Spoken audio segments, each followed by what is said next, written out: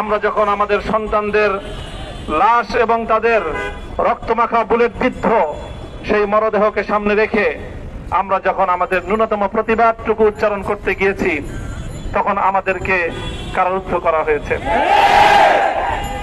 আমাদেরকে নানাভাবে নিষ্পেষণ করা হয়েছে, আমাদেরকে জনগণ থেকে বিচ্ছিন্ন করার সব ধরনের অপচেষ্টা চালানো হয়েছে। আমি আজ এই মুহূর্তে আমার এই মুক্তি উপলক্ষে আমি বলতে চাই, আমাদের উপর জুলুম করা হয়েছে, এটাকে আমরা সহ্য করে নিলাম।